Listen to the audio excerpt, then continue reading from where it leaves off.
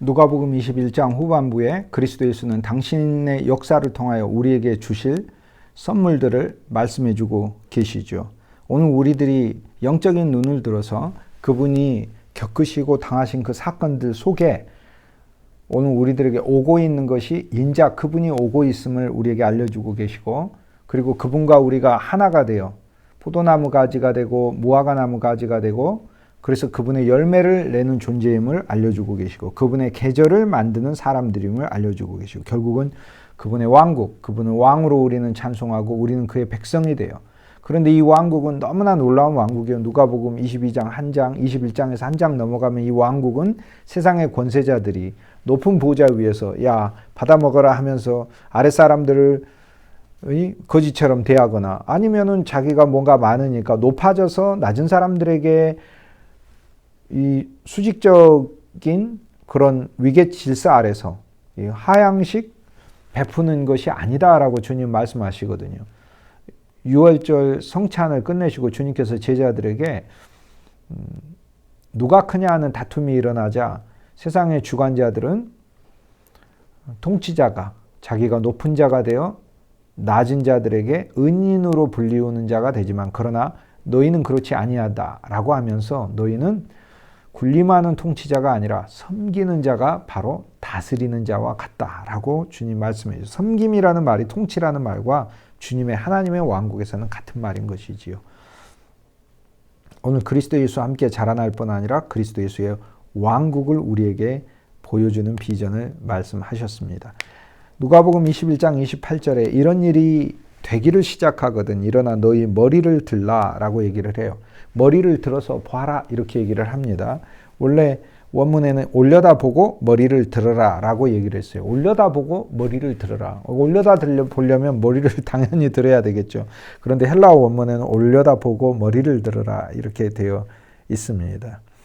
올려다보는 그것은 바로 그리스도 예수 안에 있는 더 높은 진리를 보는 것이고, 머리를 들어라 라고 하는 것은 땅을 보지 말고 주님을 보라는 말씀인데, 사실 성경에서 머리라고 하는 단어는 구약에서부터요 계속 일관되게 중요한 의미를 가지고 사용되는 단어입니다. 민수기 1장 2절에 보면은 이스라엘 백성들의 수를 세라고 하는데, 그 말씀에 보면 그 명수대로 계수할지니 라고 되어 있어요. 명수대로 계수한다. 명수가 계수죠. 사람 수 명수대로 계수가 아니라 그 히브리어 원문에 보면은 명수라는 단어는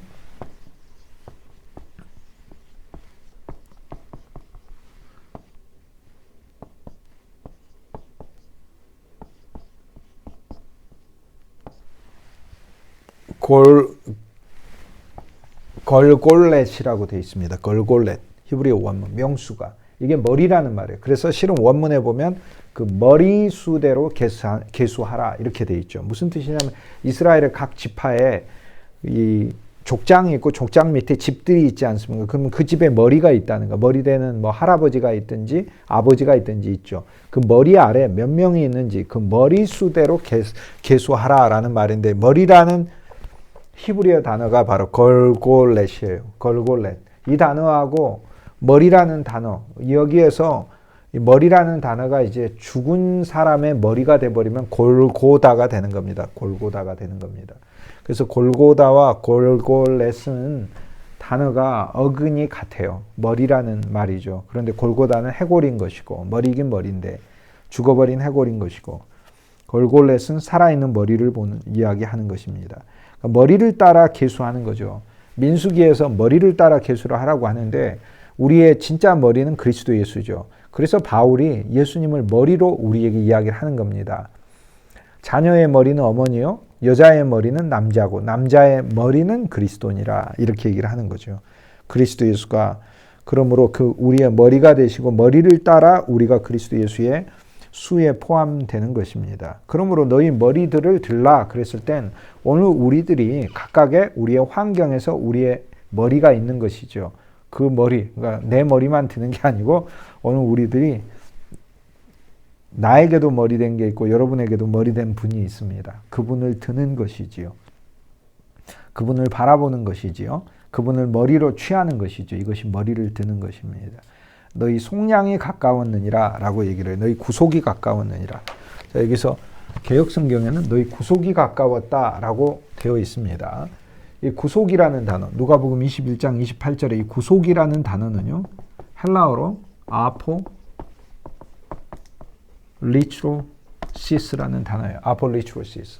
자, 이 구속과 속전과 속량이라는 단어를, 거기에 하나 더해서 구원이라는 단어를 알아보도록 하십시다. 이 단어는 다 틀려요. 차이가 있어요. 우리가 이 미세한 차이를 알아야 돼요. 복음 안에서. 구속이라뇨, 아폴리트로시스인데, 이게 아포라는 말은 오프 하듯이 탁 잘라버렸다는 거고, 리트론이라는 말은 내야 될 빚을 가리켜요. 내야 될 거. 여러분이 빚진 거예요. 그러면 그 내야 될 게 리트론인 거예요. 아포라는 말은 갚았다라는 뜻이에요. 그러니까 리트론만 있으면은 안 되죠. 큰일 나죠. 빚이 있다는 말인데 아폴리트론이니까 갚았다는 이야기가 돼요. 예수님이 우리를 구속했다는 말은 무슨 말이냐면, 원문으로 하자면 예수님이 갚으셨다는 거예요. 나와 여러분은 하나님께 갚아야 돼요. 뭘 갚아야 돼요? 죄값을 갚아야 되고, 죄값이 뭐예요? 심판받는 거고, 저주받는 거고, 죽는 것이죠. 멸망당하는 것이죠. 왜냐하면 네가 이것을 먹는 날에는 정령 죽으리라 했기 때문에 그 먹는 날부터 우린 죽었거든요. 그런데 그 먹은 죄에 대한 죄값도 갚아야 되고, 죽음이라는 영원한 죽음을 또 만나서 영원한 죽음을 체험해야 돼요. 그러니까 하나님을 향해서 죄값을 갚아야 돼요. 근데 죄값만이 아니에요. 하나님이 인간을 창조하셨을 때 의무적으로 내야 되는 게 있어요. 예를 들어 잘못했을 때 벌금도 내지만, 잘못을 하지 않아도 여러분이 내는, 국가에 내는 돈이 있어요. 세금을 내야 되는 거죠. 즉 오늘 우리들은 죄를 짓지 않은 인간들이었다 하더라도 죄인이면 당연히 죄값을 내야 되는 거고, 죄의 값인 사망을 반드시 지불해야 되는 거고, 처벌을 받아야 된다, 그 얘기예요. 죄를 지었으니. 그런데 죄를 안 짓는 사람이라 할지라도, 즉 하나님이 우리가 아담과 하와 시절에 타락하지 않았다 할지라도 하나님을 향해 영광의 삶을 보여야 돼요. 플러스인 거예요, 이거는. 그러니까 쉽게 얘기해서 하나님은 우리들에게 100을 받고자 하는데 우리가 마이너스 100인 거예요. 마이너스 100을 예수님께서 와서 죄값만 갚아주는 건 우리가 제로가 된 거예요. 그런데 여전히 우리가 하나님을 향해 플러스 100을 더 갚아야 돼요. 우리가 마이너스 100, 여기가 0이 있고, 여기가 마이너스 100이 있고, 여기가 플러스 100이 있다면, 우리는 하나님을 향해 플러스 100이라는 하나님께 영광과 찬송을 올려드리는 존재가 되는 게 플러스 100이거든요. 우린 실은 이걸 하나님께 보여드려요. 이거를 갚기 위해 우리가 창조됐어요. 그런데 영광과 찬송이 되기는커녕 하나님의 수치가 되고, 하나님의 수치가 돼, 영광이 아니라 하나님이 정말 부끄러운 존재가 되고, 미물보다 못한 존재. 만물은 여호와를 찬송하는데 나는 만물이 여호와를 찬송하고 있는 순간, 여호와를 찬송하는 만물 옆에서 나는 여호와를 불평하고 불신하고 여호와를 향해 교만하게 있었으니까. 그러니까 여호와의 수치가 돼버린 거죠. 그리고 여호와를 찬송하기는커녕 내가 여호와를 불신하고 여호와를 모독하였으니까. 그래서 나한테는 그 죄가 마이너스 100이 생긴 거예요. 그런데 예수님이 와서 이 마이너스 100의 죄를 다 갚았다 하더라도 나는 여전히 0인 거예요. 나는 내가 하나님께 영광과 찬송이 되어 플러스 100이라는 온전한 삶을 드려야 되는 의무가 또 있어요. 이게 벌금이라면 이건 세금인 거예요. 그런데 그리스도가 와서 벌금만 갚은 게 아니라 세금도 다 갚으셨다는 거예요. 이게 놀라운 일이에요. 진짜 예수님이 다 갚았어요. 근데 갚아버리고 나서 여기서 일어난 사건이 뭐냐면, 내가 이것도 빚지고 이것도 빚졌죠. 이건 벌금은 잘못에 대해서 내는 거고, 세금은, 이 벌금도 어마어마해가지고 낼 수도 없어요. 벌금만 있는 게 아니라 내 사망까지 같이 있으니까 벌금도 내고 사형 판결도 받고 이렇게 되는 거예요. 사형수가 사형에다가 벌금까지 내는 거예요. 재산도 다 몰수당하는 거고, 거기에다 몰수당한 거에다 벌금까지 더 내야 되는 거예요. 그 다음 세금을 또 내야 돼요. 내가 밀렸던 게 있어. 그것까지 내야 하는 거예요. 합법적인 인간으로 산다 할지라도. 그러나 그리스도가 이걸 나 대신 다 갚아주시면서 대신 뭐 했느냐? 날 사버렸어요. 나의 소유자가 돼버렸어요. 그래서 예수님이 우리를 구속하셨다는 말은, 첫째, 다 갚으셨다. 두 번째, 나를 소유하셨다라는 말이 돼요. 나를 소유하신 거예요. 그럼 구속이란 말은 첫째 갚았고, 두 번째 소유했고, 더 자세히 들어가면, 자, 다 갚음. 두 번째 소유. 세 번째 소유하신 다음에 나한테는 하나도 값이 없어요. 그분이 다 갚은 것이 내 전부가 되게 하시기 때문에 그분과 내가 뒤바뀌는 거예요. 이제 그분이 날 덮었으니까 그분만 남는 거예요. 이것을 뭐라고 불러요? 대치되었다고 하는 거예요. 나는 끝났고 갈라디아서 2장 20절 이제 그분만이 남았다는 거예요. 대치.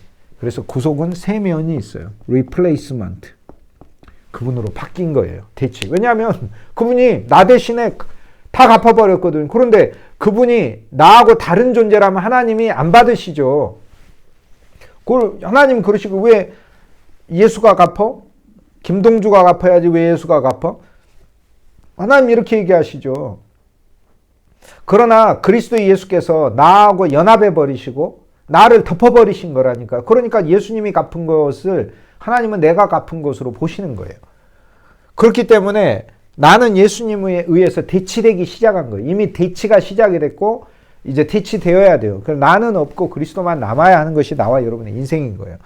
구속이란 아폴리트로시스. 리트로는 빚이라니까 이게. 그래서 리트론, 아폴리트로시스. 아폴리트로시스. 아폴리트로시스는 빚을 다 갚았다라는 거예요. 예수님 그럼 우리를 구속하셨다라는 얘기는 정말 다 갚았다는 거예요. 그러니까 하나님 앞에 기쁨으로 서세요. 떳떳함으로 쓰고 찬송함으로 쓰세요. 다만 죄인이었는데 죄인이어서 부끄러워만 하지 말고 죄인을 구원해 주신 게 너무 감격해서 찬송할 때 더 신나게 찬송하시고 기쁨으로 더 찬송하시고 더 감사함으로 찬송하는 이게 하나님이 원하는 거예요. 이게 하나님이 원하는 거예요. 진짜로. 예를 들어 여러분의 자녀가 여러분에게 잘못을 했어요. 이웃 사람이면은 뭐 그렇게 하지는 않겠어요. 하나님과 우리의 관계는 새로 태어나 부활 안에서 부모와 자녀의 관계로 진짜 참출생활 한 거라고. 양자가 아니라니까 친자라니까. 영 안에서 진짜 친자라니까. 그런데 우리가 친자가 되었는데 그런데 하나님이 우리의 죄를 용서해 주셨는데 우리가 하나님 앞에 나아갈 때 맨날 이렇게 쭈뼛거리고 여러분 아들이 여러분에게 잘못을 크게 했어요.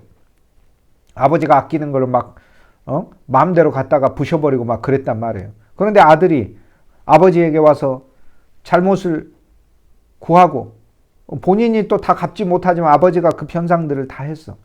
그런데 아버지가 원하는 건 뭐예요? 그럼 맨날 아들이 아버지 앞에서 주눅 들어가지고 이래저래 부족한 모습으로 살고 그러는 게 아니잖아요. 아버지가 뭔 얘기만 하면은 기가 죽어 이렇게 있는 게 아니에요. 아버지가 진짜 원하는 게 뭐예요? 기쁨으로 살고 자신의 삶의 의미를 찾아 살고 하나님과 사람 앞에 기능하면서 사는 인간이 되기를 원하는 거죠. 마찬가지인 거예요. 오늘 우리들은 그리스도 안에서 주님이 다 갚으셨음을 알고 자기 의로 서지 말고 그리스도 의를 쓰고 기쁨과 떳떳함으로 서는 거예요. 그 속전은 뭐냐? 속전은 리트론을 가리켜요. 주님이 우리의 속전이 되셨다 그럴 때 리트론 속전이 되신 거예요. 그러면 여기 리트로예요. 주님은 우리의 구속도 되시고 예수님은 구속하셨을 뿐만 아니라 예수님은 구속 자체가 되신 거예요. 그러니까 새 예수님은 새로운 부활하신 예수님 자체가 아버지 옆에 가 있으면 그분이 우리의 구속 자체가 돼요. 그분이 지불한 존재 자체가 되시는 그분이 지불도 했을 뿐만 아니라 주 예수님을 소유했으면은 지불한 것 자체로 하나님은 보시는 거예요. 우리를. 그러니까 구속도 했고 구속 자체도 되시는 거예요. 그런데 예수님은 우리의 속전이에요. 무슨 말이에요? 구속은 예수님이 갚았다는 이야기고 우리는 그러면 묻겠죠. 뭘로 갚았는데 이렇게. 아버지께 뭘로 갚았는데. 아버지께 뭘로 갚았어요? 자기로 갚았죠. 여러분 예수님이 아버지께 자기 자신으로 갚으신 거예요. 대제사장이 어린 양을 바쳤잖아요. 근데 구약에선 대제사장하고 어린 양은 전혀 달랐어요. 대제사장이 어린 양을 하나님께 제물로 바치잖아요. 대제사장이 소를 하나님께 제물로 바쳐. 그런데 소하고 대제사장은 전혀 다르거든요. 전혀 다른데 예수님은 대제사장이시며 예수님은 어린 양이에요. 그러니까 예수님이 예수님 자신을 바치신 거예요. 그래서 예수님이 대제사장이셔서 양을 하나님께 바친 거는 아포리트로시스가 되지만 예수님의 어린 양 자체가 된 건 리트론, 속전이 되신 거. 그러니까 결국 예수님은 구속하셨고 뭐를 가지고 갚았냐라고 할 때 그 속전을 내셨어. 그 속전이 누구냐? 했어요. 그리스도 그분 자신인 거죠. 그래서 리트론, 그리스도는 리트론. 속전이 되셨다. 이게 속전. 예수님은 우리의 속전이에요. 하나님 앞에 예수님이 당신 자신으로 갚으신 거예요. 예수님 얼마나 위대하고 놀라운 분입니까? 그분으로 갚았는데 왜 못 갚겠습니까? 한량없이 예수님의 은혜로 갚아버렸죠. 그러니까 우리는 솔직히 정말 만입을 가지고 늘 주를 찬송해야 된다는 그게 우리 일이라고요. 원망하고 불평하고 막 나는 뭐 왜 이렇게 믿음이 없지 그런 생각할 시간 줄이시고 그냥 찬송하셔요. 그냥 저와 여러분이 더 많이 주님을 찬송하시죠. 속량이라는 단어가 있어요. 속량이라는 단어는 엑스 아고라죠.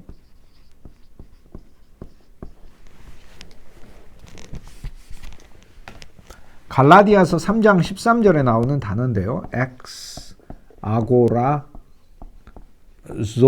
단어예요. X는 여러분 어디서 나온다는 말이거든요.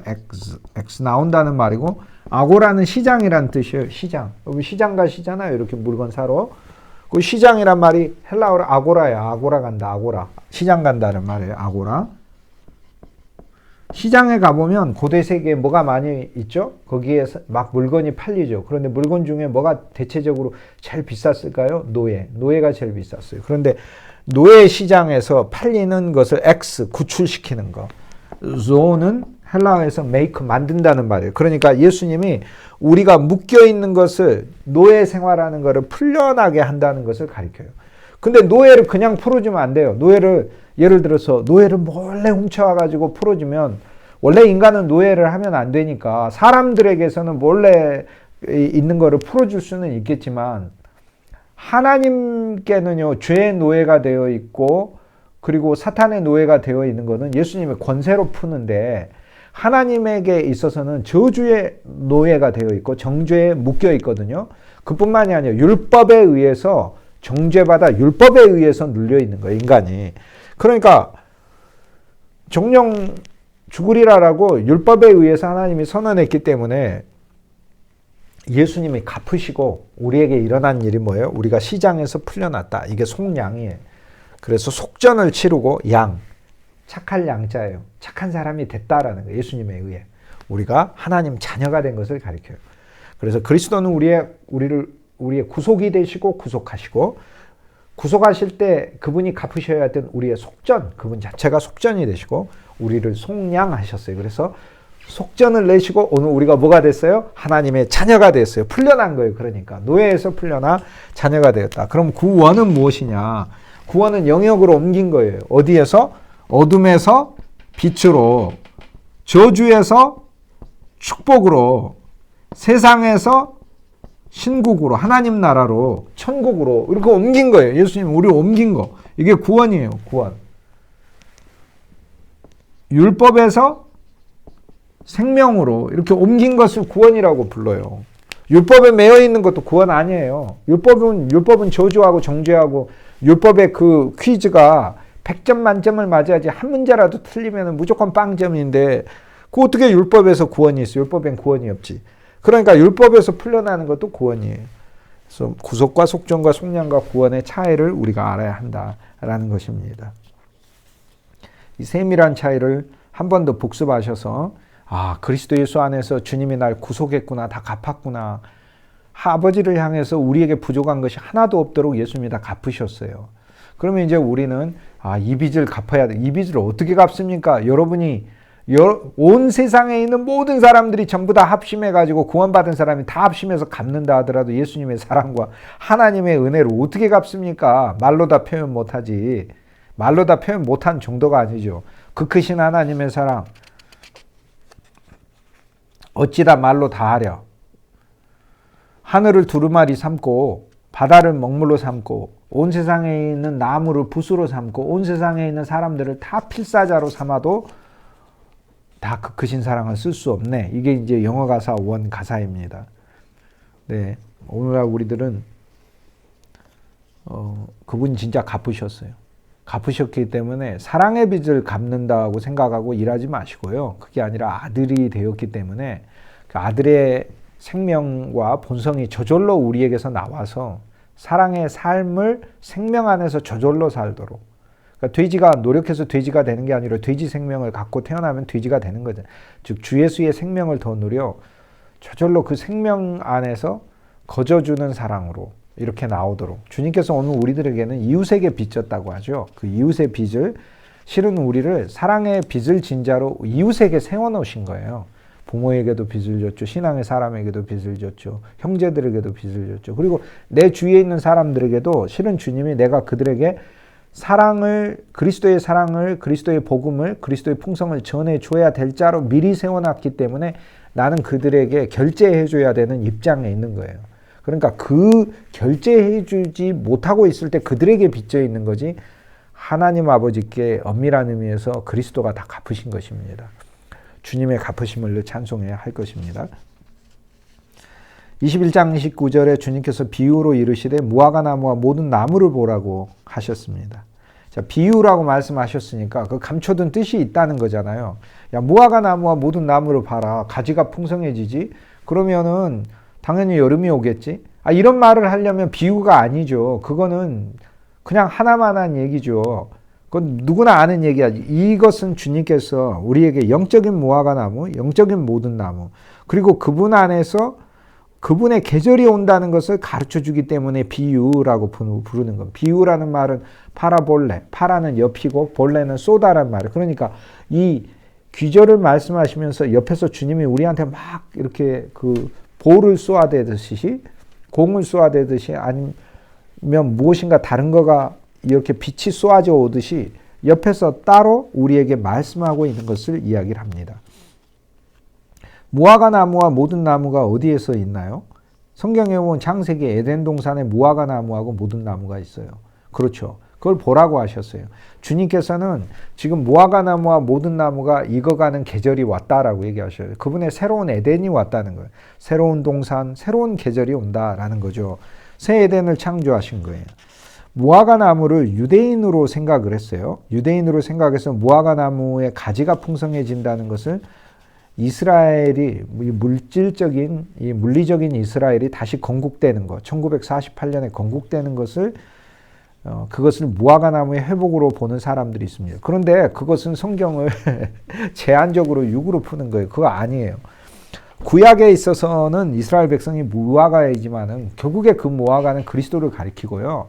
그리스도 예수 안에서 오늘 우리들을 주님이 무화과로 쓰신다는 것을 알려주고 있어요. 심지어 삭개오도 돌 무화과 나무, 뽕나무가 돌 무화과 나무잖아요. 돌 무화과 나무에 올라감으로써 돌 무화과 나무와 하나가 된 거예요.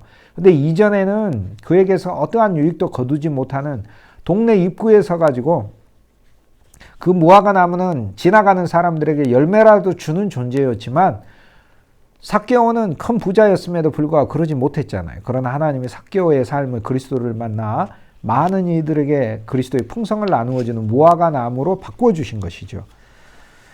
오늘 우리들은 그리스도 예수 안에서 무화과 나무가 되는 것입니다. 그러므로 이것이 이제 약 150년 전에 이스라엘이 없을 때 존 넬슨 달비라는 사람이 이 무화과 나무는 이스라엘이다 이렇게 이야기를 했는데요.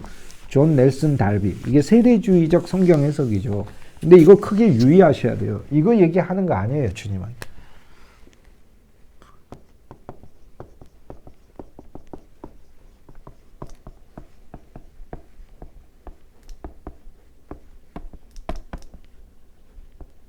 존 넬슨 달비가 1800년대 중반에 이스라엘이 회복될 거라고 얘기를 했어요. 이 성경 규절을 보고 무화과 나무는 이스라엘인데 이스라엘이 회복된다. 그러면 종말이 온다. 이렇게 본 거예요. 근데 한 가지 놀란 것은 있어요. 이때는 이스라엘이 회복이 안 될 때인데 이스라엘이라는 게 회복될 거라고 보는 거예요. 그런데 성경이 이스라엘이라고 말을 할 땐 그 이스라엘이 아니라니까요. 성경이 말하는 이스라엘은 그리스도 예수 안에서 회복되고 있어요. 지금까지 계속. 그 옛 이스라엘을 말하는 게 아니라 주님이 이야기한 새 이스라엘은 믿는 유대인과 믿는 이방인이 합쳐진 진짜 참 아브라함의 일을 하는 사람, 아브라함의 진짜 피를 가진 사람, 아브라함의 유전자를 가진, 아브라함의 어떤 피? 믿음의 피. 아브라함의 후손의 피는 예수 그리스도의 피잖아요. 그 예수의 보혈을 믿음으로 가진 사람이 이스라엘 사람인 거예요.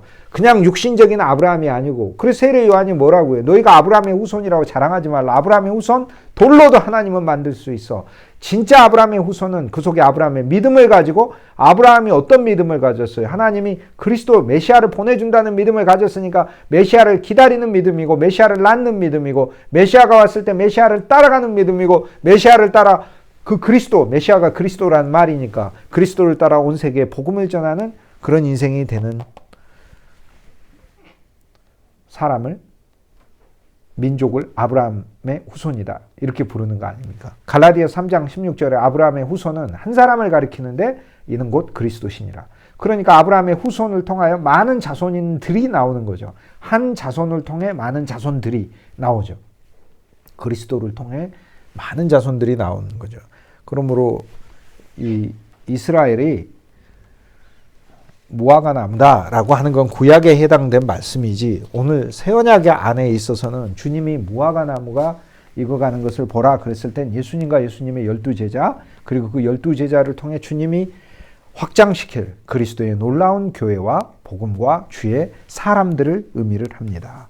이제 그들은 그리스도 없이는 전에는 전혀 열매 맺지 못하는 존재였어요. 그래서 마태와 마가에 있어서는 열매 맺지 못하는 무화과 나무를 한 면에서 메마르게 하시고 누가복음에서는 열매를 맺는 무화과 열매가 그리스도 안에서 자라나고 있음을 주님 보여주고 계셔요. 얼마나 감사하고 놀라운 복음이에요. 주님께서 오늘 우리들에게 무화과 나무를 보라 이렇게 말씀하실 뿐만 아니라 30절 말씀에 보면 싹이 나면 너희가 보고 하는데 원문에 보면 너희 위에 싹이 나는 것을 보고라고 얘기를 해요. 우리와 그리스도가 하나가 되어서 이제 우리가 그리스도 안에서 그분의 가지가 되어 자라나는 것을 보면 예수님은 제자들을 칭찬하셔요. 너희가 자라났다라고 얘기하셔요. 그리고 22장에 가면 버리고 도망갈 자들인데도 불구하고 너희들은 나와 큰 시험을 거쳐온 훈련을 거쳐온 자들이다라고 실은 칭찬하고 계셔요. 주님은 비전을 이야기하고 계시면 칭찬보다는 격려를 하고 계시는 거죠. 소망을 심어주고 계시는 거죠. 여기에서도 마찬가지인 거예요. 주님께서는 나의 그리스도의 계절이 온다. 나무를 보느냐? 그러면 그 나무에 있는 그것이 나를 통해 성취될 그 무화과 나무를 보느냐? 그동안 열매 없었지. 그러나 앞으로 너희들은 너희가 내가 연합하여 너희가 무화과 나무 가지가 너희 안에서 자라나는 것을 보고 그리고 그리스도의 열매를 맺게 된다는 것을 이제 그것이 멀지 않았다는 것을 알게 될 것이다. 그리고 모든 나무를 보라. 모든 나무도 그 자라남처럼 열매 맺음처럼 그리스도 예수 안에서 풍성들이 나오게 될 것을 알려주고 있습니다. 결국에 무화과는 무엇입니까? 그리스도 그분 자신이고 그분에게서 나온 새 교회이고 새 이스라엘이죠. 호세아 9장 10절에 아브라함과 이삭과 야곱 조상들을 보고 여호와는 무화과의 첫 열매를 본 것처럼 기뻐하셨다고 말씀하셨어요. 근데 마찬가지로 이제 여름이 와서 그 과실이 익었고 많은 열매가 나와요. 무화과에서 새싹이 났어요. 새 가지가 자라고 있고 새싹은 제자들이고 제자들에 의해서 가지가 더 자라나는 건 이제 제자들에 의해서 더 많은 그리스도인들이 확장되어 나올 것을 주님은 이야기하고 계시고 이것을 현재형으로 지금 이야기해요. 영원한 현재의 말씀이니까. 그래서 베드로가 한 명이 아니고 베드로를 통해 나오게 될 수많은 믿음의 사람들이 주님의 눈에는 붙어있는 가지로 보이는 거예요. 이 시각으로 주님이 저와 여러분을 보고 계신다는 사실을 알 필요가 있어요.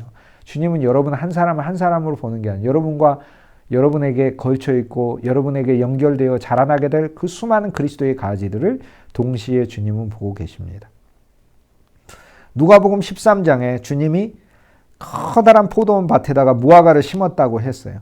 그런데 3년간 수고하셨다고 하셨네요. 4년째에는 열매를 맺겠죠. 이제 그리스도가 33년 동안 이 땅에 오셔서 수고하셔서 무화과 나무의 가지가 연화해지고 이제 열매를 낼 때가 된 거예요. 그분의 십자가와 장사 지냄과 부활과 승천과 그 그리스도의 영을 우리에게 부으심으로 이 일들이 일어나게 된다는 것입니다. 얼마나 감사합니까? 근데 왜 다른 나무라고 하지 않고 무화과인가? 물론 예수님이 무화과와 다른 나무를 보라, 모든 나무를 보라고 했으니까 다른 나무도 당연히 들어가는데 왜 특별히 집어서 무화과라고 말씀하셨는가?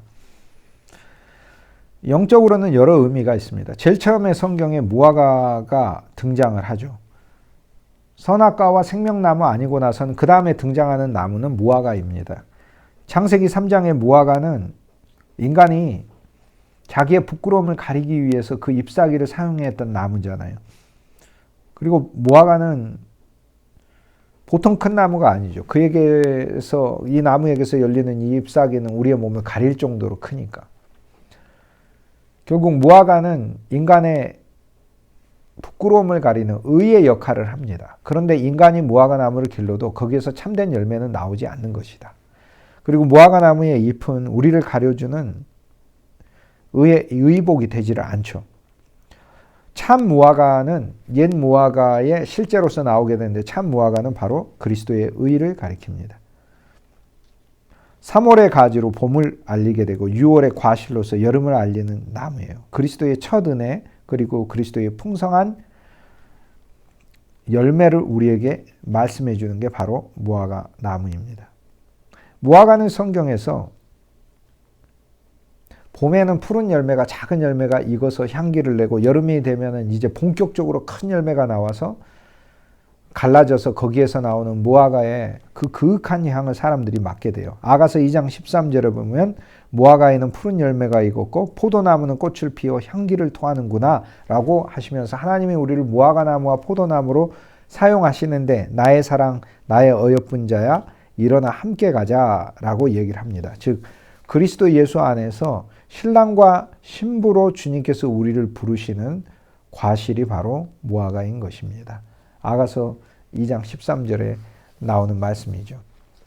근데 이제 현실적으로 보면 무화과는 어떤 나무이죠? 정말 커요. 무화과는 개인 집에 못 세워요. 여러분 무화과가 건물 3층보다 더 높고 그 크기가 이렇게 광대해진 그런 나무예요. 그러니까 무화과는 어떤 사람이 자기 밭에다 심는다면 다른 나무를 키울 수가 없어서 밭을 허비하는 거예요.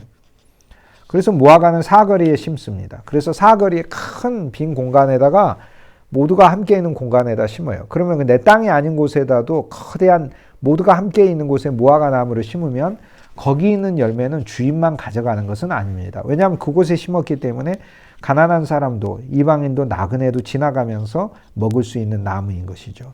그러므로 무화과는 이스라엘에서 사거리에 심는 나무, 모두에게 열려있는 나무, 모든 사람이 먹을 수 있는 나무, 혼자서 소유할 수 없는 나무, 이런 나무이죠. 나그네와 이방에도 열려진 나무예요. 그리고 과실이 뭐 한 개 맺히는 그런 나무가 아니에요. 어마어마하게 많은 과실이 맺힙니다. 하나님은 이스라엘을 이런 나무로 쓰기를 원하셨어요. 세계의 사거리에다가 두시고 온 세계에 보면은 한 중심이잖아요. 이스라엘이. 이게 중심에 있잖아요. 그런데 그곳에 이스라엘 믿음의 백성을 두시고 하나님의 율법을 알게 하고 메시아를 기다리게 하고 그리스도가 오셨을 때 그리스도를 세계 만방에 복음을 전파하는 민족으로 사용하기를 원하셨고 그 전에도 구약에도 여호와를 찬송하고 여호와의 율법에 따라 서로 사랑하는 그런 민족으로 우상을 섬기지 않고 여호와 하나님을 경배하는 민족으로 만인에게 세우기를 원하셨고 여호와를 알리는 민족으로 전도와 선교의 민족으로 이스라엘을 쓰기를 원하셨어요. 즉 무화과로 사용하기를 원하셨다고요. 개방된 무화과로. 그런데 어떤 열매도 없어요. 이스라엘이란 무화과가 잎은 무성하고 율법의 잎은 무성하고 서 있는데 어떤 이방 민족도 이스라엘에게 와서 그 열매를 먹을 수가 없어요. 오기도 전에 정죄예요. 그래서 그 무화과 나무는 마르는 것이에요. 그러나 주님은 이스라엘을 무화과로 세우셨기 때문에 하나님의 뜻이 그리스도 예수 안에서 성취돼야 되는 거죠. 그러므로 주님께서는 새로운 이스라엘을 세우셔요. 결국에 옛 이스라엘 속에 옛 유대인들 어마어마하게 많은 숫자가 사도행전에는 제사장들까지 포함해서 3,000명이나 넘는 숫자가 하루 만에 그리스도 예수께 돌아오면서 전 세계에 복음을 전하는 수만 명의 복음의 사도들이 곧 생겨나게 돼요. 무화과 나무의 확장이잖아요. 진짜 무화과의 정체성을 알게 되잖아요. 저와 여러분도 주님께서 저와 여러분의 일터와 가정과 직장에 무화과로 심어두셨어요. 그런데 내 영역만 덩치만 컸지 내게서 잎사귀만 있었지 내게 열매가 안 나왔잖아요. 그러나 그리스도와 연합하여 주님이 자라나시면 이제 가지가 연하여지고 그분의 계절에 열매를 내실 거예요. 그러니까 생명에 집중하셔야 되는 것입니다. 주 예수 그리스도의 말씀 안에 영과 생명을 더 취하고 그리스도를 더 알아가는 게 무화과를 알아가는 것이고 무화과 열매를 먹고 무화과 열매를 내는 것입니다. 주님이 저와 여러분을 세상이라는 사거리에 복음의 사거리에 무화과로 심어 놓으셨는데 오늘 우리가 율법 안에서 나 혼자 내 개인 아까 쑥고 사이코라고 하는 쑥고 내 자신 안에서는 그걸 할 수 없어요. 그런데 우리는 아포 쑥고해야 돼요. 내 자신에서 아포 벗어나야 되는 것이에요. 그런데 혼자서 벗어날 수도 없어요. 자신은 어떻게 벗어납니까?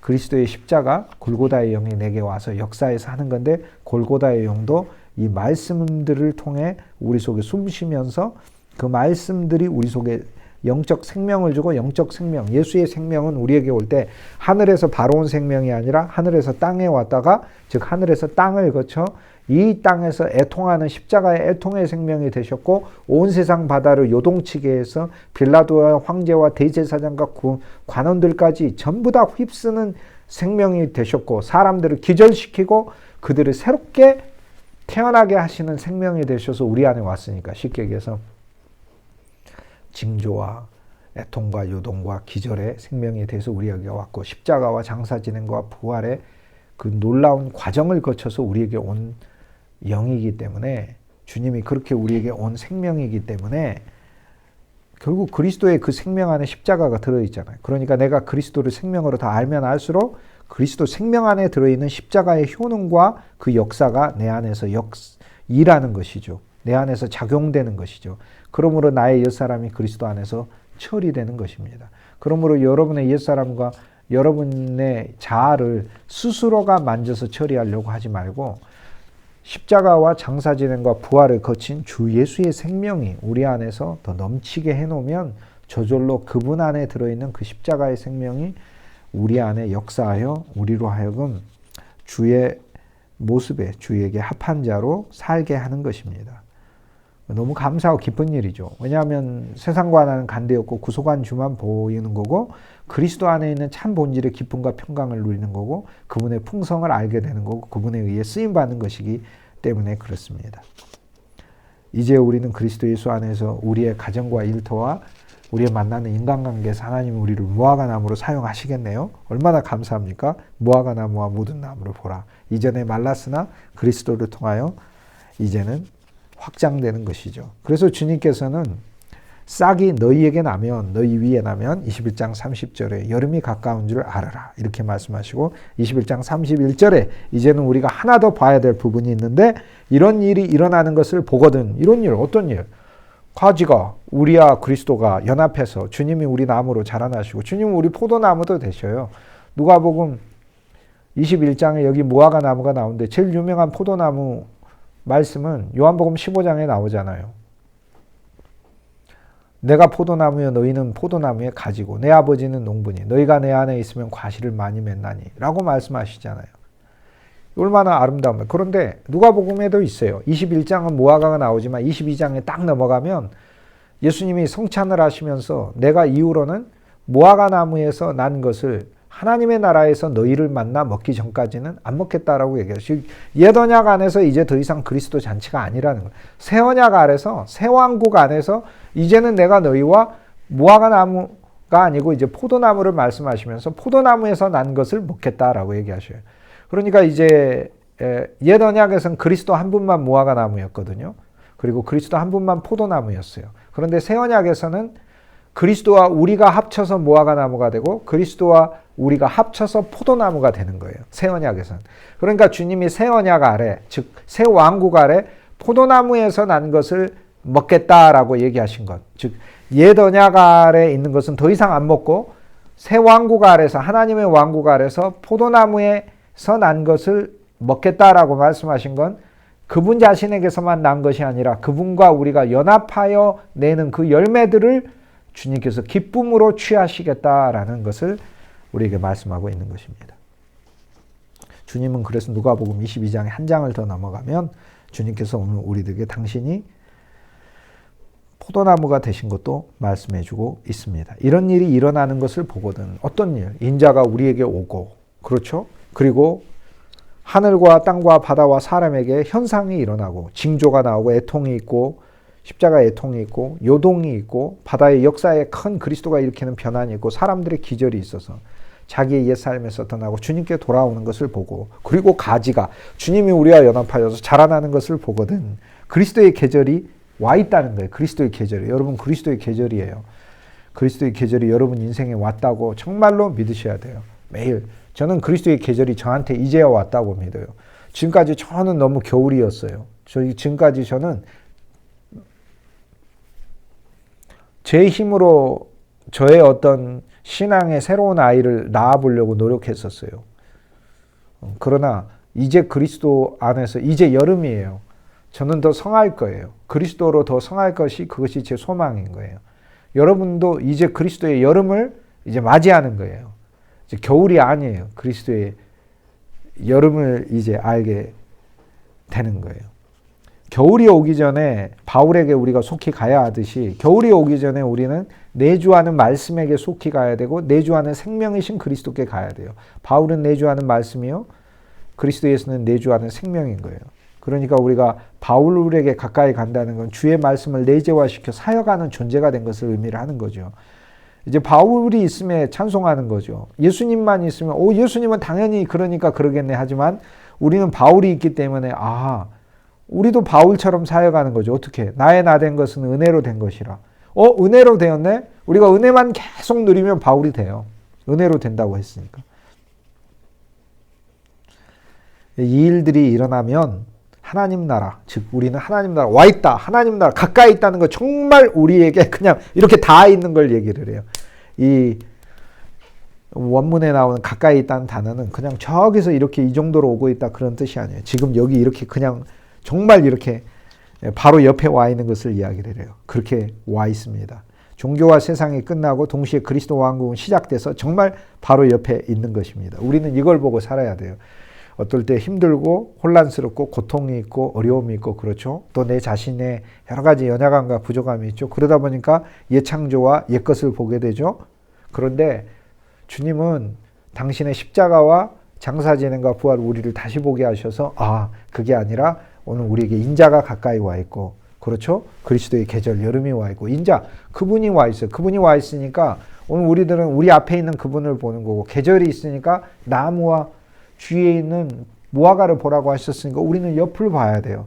이제는 인자가 내 안에 있는 것을 보고 나를 볼 뿐만 아니라 계절을 봐야 돼요. 옆을 봐야 돼요. 그리고 그뿐 아니라 하나님의 왕국이 와 있는 것을 보라고 하니까 우리는 이제 더 큰 우주적인 비전을 가져야 돼요. 그래서 보라고 말씀하시면서 그 보는 것의 대상도 인자가 오는 것을 보고 즉 내 안에 그리스도를 보고 그 다음 나무들을 보고 그리스도의 계절들을 시대의 징조들을 보고 그리고 그리스도가 하실 그 사역들에 대한 비전을 보고 그리고 하나님의 왕국이라는 새 예루살렘이라는 놀라운 하나님의 실제 왕국이니까 그분이 주권을 가지시고 그분이 영역을 펼치고 계시고 그분이 일하고 계시고 오늘 우리는 그분의 왕국 아래 들어있는 권세 있는 사역에 쓰임받고 있다는 사실을 깨달을 수 있습니다. 가까이 있는 줄 알라라고 얘기를 하죠. 주님께서는 오늘 우리들에게 이 이후 32절 이후 말씀에 이 모든 일이 이 세대가 지나가기 전에 다 이루어지려 이 세대 지금 듣고 있는 세대 즉 이 세대는 그리스도의 그때 말씀을 들은 그 세대이죠. 그러나 이건 영원한 현재의 말씀이라고 하니까 이 세대가 되기 전에 다 이루리라 말씀하시잖아요. 그러면 지금 주님이 지금 당장 지금 이 자리에서 저와 여러분에게 이 말씀을 주고 있으니까 나의 세대에서 이 말씀이 이루어져야 되는 거죠. 반드시 그리스도여 이루십시오. 이 세대 나의 세대가 다 가기 전에 그리스도의 현상이 다 나타나게 하십시오. 그리스도의 징조가 나타나게 하십시오. 그리스도 인자가 오는 것을 보게 하십시오. 내 마음에 오고 사람들에게 오는 것을 보게 하십시오. 그리고 그리스도의 계절을 내십시오. 내가 풍성한 무화과 나무가 되어 복음의 사거리에 있게 하시고 나에게서 그리스도의 열매를 사람들이 먹을 수 있게 하소서라는 것이고 그리고 하나님의 왕국이 펼쳐져 하나님은 은혜니까 은혜의 왕국이 아니에요. 하나님은 긍휼이니까 긍휼의 왕국 하나님은 빛이시니까 빛의 왕국 아니에요. 하나님은 생명이니까 생명의 왕국 아니에요. 하나님은 거룩이니까 거룩의 왕국 거룩이 확산되고 지혜가 확산되고 빛이 확산되고 은혜가 확산되고 긍휼이 확산되는 그러한 하나님의 다스림이 왕국이니까 그것이 내 삶의 모든 영역에 만국까지 연결되어 새 예루살렘까지 있게 되는 이 비전에 내 인생에 걸려있다라는 것을 보라는 거죠. 이것이 이루어지리라 라고 얘기를 했으니 33절 천지는 없어지죠. 옛 세상은 없어지만 내 말은 그리스도의 말씀은 살아서 이루는 것이에요. 반드시 그리스도의 말씀은 이루신다는 것. 영원성, 시간을 뛰어넘어 그리스도가 성취하시는 것을 신뢰해야 되겠죠. 34절 너희는 그러므로 조심하라. 여기서 주님은 우리에게 또 세 가지를 우리에게 말씀하셔요. 조심하라. 조심하라는 이야기는 자세히 주목해서 보라는 이야기예요. 실은 주목해라. 주의해라는 말이에요. 주의해라. 조심하라는 건 이리 피하고 저리 피하라 그 뜻이 아니라 너희에게 이런 일이 일어나지 않도록 자세히 주의해라. 늘 주의해라. 쉽게 얘기해서 방탕함이 없도록, 술 취함이 없도록, 생활의 염려로 빠지지 않도록. 방탕함은 너무 많아서 그것에 취해가지고 그거에 푹 빠져서 사는 거. 술 취함이라고 하는 것은 그리스도 아닌 다른 것에 내 생각과 내 정신이 팔려가지고 사는 그게 술 취함이에요. 여러분 머릿속에 그리스도 아닌 무엇에 여러분이 팔려 있습니까? 여러분이 한번 앉아가지고 사람들과 어떤 대화를 제일 많이 나누는가 한번 봐보세요. 여러분은 거기에 팔려 있어요. 그게 취해 있는 거예요. 그런데 술 취함이 없게 하라는 거예요. 방탕함은 뭐예요? 하나님이 여러분에게 준 많은 재능이 있고 지식이 있고 재물도 있고 시간도 있어요. 그런데 그냥 허비하는 거예요. 이게 방탕이에요. 오셔서 주의 말씀을 더 우리가 연구하고 더 알고 그리스도를 더 알아가자고요. 그것이 방탕하지 않는 거예요. 그래서 주님이 보라고 하는 거예요. 너 방탕함이 있는지. 내가 너한테 준 재능이 있는데 그 재능을 너만 위해서 쓰냐? 이게 방탕인 거예요. 방탕이라는 게 그냥 뭐 밖에 나가고 나쁜 짓만 하는 방탕이라고 생각하지 마세요. 그리스도인이 이런 종교적인 방탕만 생각하니까 아이고 나는 주일에 한 번씩 예배 가서 드리고 그래도 뭐 가정적으로 생활하는데 방탕이 아니야. 이렇게 생각한다고요. 그게 방탕이 아니야. 하나님이 우리에게 지혜를 주시고 하나님이 우리에게 은사를 주고 하나님이 우리에게 시간을 줬는데 이것을 내 마음대로 사용하는 것이 이것이 바로 방탕이다. 그 얘기입니다. 술 취함은 그리스도 아닌 것에 취해 있는 걸 말해요. 우리가 주님께 더 취해야 돼요. 그래서 앉으면 주님을 자랑하고 좋아하고 주님 때문에 내가 산다는 것이 서로 나눠질 수 있도록 언제나 우리의 생각이 그쪽으로 더 그리스도께 더 취해서 살 수 있도록 생활의 염려는 너무 어렵고 힘들어서 거기에 내 마음이 뺏기지 않고 과부로서 두 렙돈을 드리며 자기 인생 전체를 드린 그리스도와 연합하여 우리가 그렇게 생활할 수 있도록 주님께서는 21장 34절에 첫째 주목해서 보라 주의해라 내 말에 주의해라 너희에게 이것이 있는지 그러므로 늘 그리스도께 돌이키도록 하라. 두 번째 주님께서는 우리에게 깨어있으라 라고 얘기해요. 무엇에 깨어있고 말씀에 깨어있고 그분에게 깨어있고 그 낮에 그리스도께서 성전에 와서 가르치시잖아요. 그러니까 낮잠 자면 되겠어요? 깨어서 그분에게 가야 할 거 아닙니까? 예수님께서 37절에 낮이면 성전에서 가르치시고 밤이면 나가 감람원이라는 곳에서 쉰다고 하시잖아요. 그러므로 우리는 36절에 항상 기도하고 깨어있으라. 깨어있으라가 원래 헬라어 원문의 먼저고 그 다음 기도하고 있으라. 자, 우리는 주목하고 기도하고 깨어있는 거죠. 기도하는 것은 내 영이 주님께 늘 간구하고 내 삶을 의탁하고 또 그분에게 있는 영과 생명을 더 호흡하는 것이죠. 그리스도의 영을 마시는 기도죠. 주님과도 교제하는 것이죠. 내 마음을 주 예수의 이름을 불러 내 마음이 주께 더 향하게 하는 게 기도인 거죠. 주님께서는 이 세 가지를 우리에게 얘기하십니다. 주목하라, 깨어있으라, 기도하라. 오늘 그리스도께서 낮에는 성전에서 가르치시고 자 참성전에 주님께서 오늘 우리는 그리스도라는 새 예루살렘 안에 있어요. 이미 낮에 있어요. 여러분 영원이라는 시제는 이미 성취된 거라니까요. 이것을 양자 물리학이 현대과학도 증명해냈어요. 양자의 세계, 미시의 세계로 가면 과거, 현재, 미래가 의미가 없어요. 존재의 한 제한이 의미가 없어요. 여기도 있고 저기도 있고 동시에 있는 거예요. 그리고 그 세계는 시간을 초월하여 있는 거예요. 3차원이 아니라 4차원 세계는. 그러나 하나님의 세계는 4차원 정도가 아니에요. 10차원, 20차원, 50차원, 수백 차원인 거예요. 이건 말할 수 없는 세계인 거예요. 그 안에 있는 거예요. 오늘 지금 내가 주 예수를 더 신뢰하면 여러분 과거의 고난조차도 주님이 지금 현재 유용한 고난으로 하나님이 사용해줘요. 앞으로 고난도 많이 있을 텐데 더 많은 고난을 하나님이 주셔서만 우리가 바뀌는 게 아니라 그동안 받아온 많은 고난으로도 충분히 유익할 수 있습니다.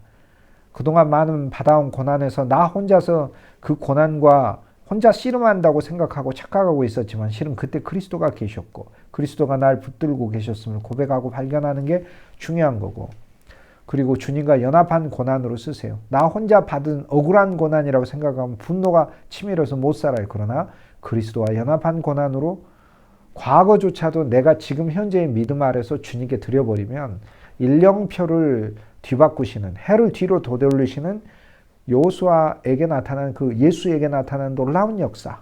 여호수아가 예수니까 예수님의 그 역사를 통하여 우리의 과거도 원통한 과거가 되지 않고 믿음의 과거 하나님 앞에서 감사의 눈물을 흘릴 수 있는 과거가 되는 것입니다. 오늘 주님은 영적으로 우리의 낮에 우리가 새 예루살렘 성전, 그분이라는 성전 안에 있으며 오늘 우리를 가르치고 계셔요. 성전에서 우리 몸이 성전이 고린도전서 3장 16절에 그리스도가 성전에서 우리를 가르치고 계시고 우리 인생의 밤에서는 감람산에서 우리는 주님과 함께 있는 삶이 되는 거예요. 감람산은 이제 올리브나무, 이제 무화과나무에서 올리브나무. 무화과나무는 사거리에 있어서 만인에게 그 열매를 주는 풍성한 그리스도의 사랑을 의미한다면 올리브나무는 뭐예요? 주인의 동산이 따로 있어요. 주인이 특별히 관리하는 귀한 열매, 거기에서 짜여진 그 열매를 가지고 기름을 가지고 화장품으로도 쓰고 음식으로도 쓰고 치료약으로도 쓰고 세제로도 쓰는 것이에요. 이 놀라운 기름을 만들어내고 그리고 올리브 자체도 우리에게 풍성한 영향을 주는 음식이 되는 것이죠. 성경에서 가장 귀하게 쓰임 있는 열매가 되는 거죠. 그런데 이것은 으깨졌을 때 나오는 기름 아닙니까? 우리의 육신이 더 우리의 혼이 우리의 자아가 그리스도의 생명을 통하여 더 으깨져 거기에서 주님의 영이 우리에게서 더 흘러나오는 감람산의 신앙이 우리에게 늘 있어야 하는 거죠. 그러니까 감람나무 열매는 무화과나무와는 달리 주님과의 내적인 교제, 내 삶에서 나를 으깨시는 그리하여 나를 아름다운 향기, 아름다운 화장품, 아름다운 음식, 아름다운 기름, 아름다운 세제, 아름다운 금 등잔대를 비추는 그 연료로 사용하시는 하나님의 쓰임을 받는 인생이 되는 것이죠. 밤에는 주님이 어렵고 공공한 처지에 있지만 감람 동산에 주님과 내가 함께 있어 내가 주 예수의 생명을 누리다 보면 감람원에 있게 되는 것이죠. 여러분 감람원에 주님이 우리를 두신 이유가 무엇이겠어요? 그곳에 있어서는 주님의 영이 우리에게도 풍성해야 된다는 걸 알려주시는 거죠. 감람 기름은 하나님의 성령이니까. 그런데 감람원에 밤에 있다는 것은 뭘 의미를 하겠어요? 여러분 예루살렘이 이렇게 돼 있으면 북쪽을 위쪽으로 그려볼게요. 제가 다시 북쪽을 위쪽으로. 이 위가 북쪽입니다. 노스, 아래가 남쪽입니다. 그러면 이게 예수님 시대 예루살렘 성이에요. 예루살렘 성이면 여기 모리아산에 성전이 서 있습니다. 예루살렘 성전이 이렇게 서 있고 여기가 동쪽이죠. 이스트, 동쪽을 향하여 성전 문이 이렇게 있는 거예요. 그러니까 지성소는 여기가 되겠고 성소는 여기가 되겠습니다. 성전 문이 여기가 있는 거죠. 성전 문이 여기가 있습니다. 이쪽은 남쪽이고 그리고 여기 남쪽에 옛날에는 시온산이 있어서 다윗 궁전이 여기 서 있어요. 여기는 시온산, 여기는 모리아산입니다. 자, 예루살렘에 시온이 서 있고 모리아가 서 있어요. 모리아는 하나님의 제사의 산이죠. 성전이죠. 예배하는. 시온은 다윗의 집과 궁궐이 있는 것, 즉 보좌가 있는 거죠. 그러니까 예루살렘은 모리아로도 불리고 시온으로도 불리고. 그러니까 우리가 모리아로 가자 했을 땐 하나님을 경배하는 성산으로 가자라는 말이고 우리가 시온으로 가자 했을 땐 여호와의 보좌로 가자. 그 앞에 가서 영광의 찬송을 올려드리는 백성이 되자라는 뜻이에요. 이게 예루살렘의 별명이에요. 그런데 여기 골짜기가 있고 이게 기드론 골짜기고 여기 산이 있어요. 이 산이 바로 감람산이에요. 감람산. 그리고 여기 동산이 있어요. 여기가 겟세마네 동산. 그래서 주님께서는 밤에는 이곳에서 감람산에 계시고 낮에는 예루살렘 성전 안에 들어와 가르치셨더라. 자, 오늘 그리스도 예수는 이것을 영원한 현재의 말씀을 우리에게 사용하고 계시니까 지금 주님께서는 오늘 우리들의 낮에 그리스도 안에서 낮이에요. 주님께서는 우리를 성전 삼아 우리를 가르치고 여러분의 일터와 가정과 교회 안에서 가르치고 계시고 우리의 인생의 밤에서는 세상은 밤이죠. 인생의 밤 안에선 주님의 영 안에 우리가 한영되어 그분의 감람 기름으로 온 세상을 비추는 연료로도 쓰이고 만인을 먹이는 음식으로도 쓰여지기 위하여 우리는 그리스도와 함께 거하고 있다라고 이야기를 합니다. 오늘 이 주님의 21장 비전을 통해 오늘 우리들이 어떻게 쓰임받아야 되는가 주님 이야기해요. 너희 무화과가 돼야 돼. 너희 여름이 올 거야. 너희는 하나님의 왕국을 복음 전파하는 자들이 될 거야. 너희를 통해 내가 일으킨 4가지 현상들이 알려지며 많은 사람들이 거두어지게 될 거야. 내가 너희에게 내 말은 없어지지 않고 반드시 너희 세대에 이룰 거야. 우리 세대에 주님이 이 일을 이루시라고. 주의 계절을, 그리스도의 계절을 풍성하게 하는 일을 우리 세대에 이루시라고. 이런 일이 쓰임 받게 될 거야. 그러니까 너희는 의기소침하고 너희는 이 땅에 있는 것들 때문에 거기에 매여가지고 살지 말고 너희 하나님이 너희에게 준 거 가지고 허랑방탕하게 쓰지 말고 재능이 있으면 주를 위해 시간이 있으면 주를 위해 쓰고 물질이 있으면 주를 위해 쓰고 무엇이든지 주를 위해 쓰고 술 취해가지고 엉뚱한 거에 정신 팔려가지고 살지 말고 돈에 취하고 명예에 취하고 권력에 취하고 오락에 취하고 이래 살지 말고 그리고 너무 어렵고 힘들다고 거기에 생활의 염려에 기죽지 말고 이 비전을 가져라 라고 주님이 한 면에서 우리 인생에서 내 몸을 성전 삼아 주님을 매일 가르치시잖아요. 저와 여러분은 매일 그리스도가 우리를 가르치는 걸 배워야 하잖아요. 그리고 또 한 면에 있어서는 우리 인생의 밤에 우리가 내 혼과 내 의지와 내 육체의 노력으로 사는 것이 아니라 내 안에 있는 그리스도의 영으로 거룩한 영, 성령으로 그리스도의 영, 하나님의 영, 성령, 거룩한 영으로 감남동산이 되게 하는 것이 그것이 바로 주님이 원하는 거죠. 혼자서는 동산이 안 되죠. 모두가 교제하여 감남동산이 되죠. 감남동산은 새 예루살렘의 또 다른 별명인 것입니다. 주님은 이 놀라운 비전 우리에게 가르쳐 주네요. 이 세대가 지나가기 전에 나와 여러분의 세대가 지나가기 전에 그리스도의 계절과 그리스도의 도성과 그리스도의 왕국과 그리스도의 여름과 그리스도의 동산을 저와 여러분이 만인에게 제공하고 또 보여주는 증거의 삶이 되었으면 좋겠습니다. 네, 마치겠습니다. 감사합니다.